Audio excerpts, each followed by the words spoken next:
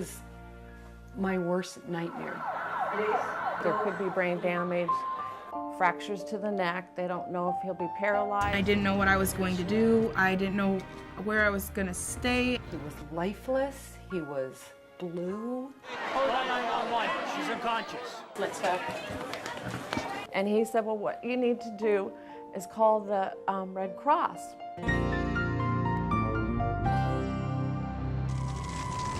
And I got a message saying that my apartment was on fire. My car, the first people that I seen was the Red Cross.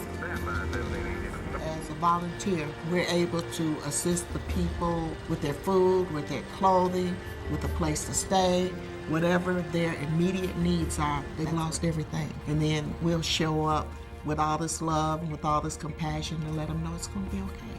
The Red Cross, they're there for you. And I really, really appreciate what they've done for me and my family.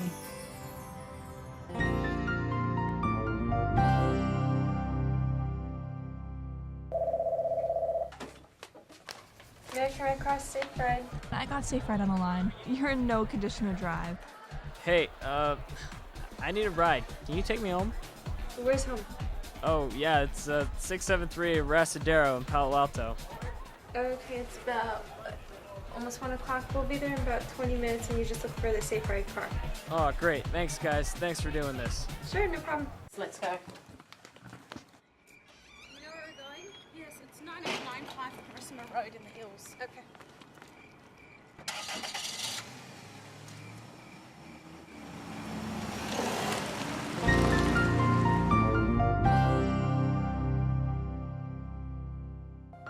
The doctor told us that there could be brain damage, fractures to the neck. They don't know if he'll be paralyzed. They couldn't really tell us. It wasn't good. My youngest son, James, and my daughter-in-law were both very upset, and their friend also who was in the service was there.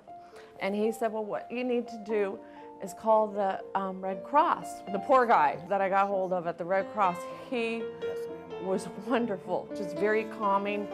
Just said, you know, ma'am, I understand. I'm going to help you. We're going to find him. Monday, my daughter-in-law got an email from my son in Iraq that he had gotten it okay already, and he'd be on a plane the next day.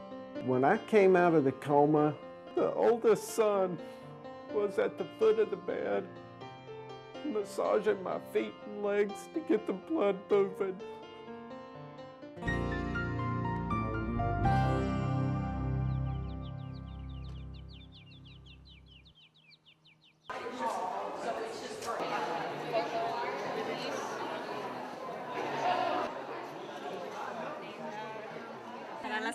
Para las clases de CPR.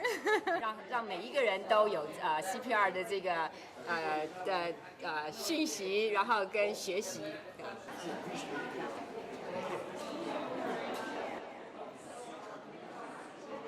Leader, 1, 2.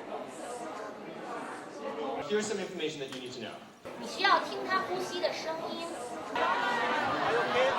Call 911. She's unconscious. There is no response.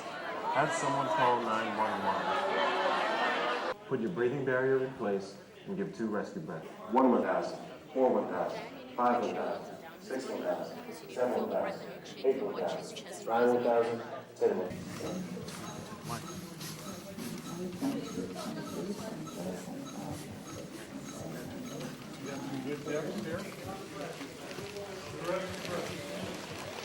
Tres, dos, uno, go. 1 2 3 4 5 6 7 8 12 13 14 15 16 可以感觉到。开背。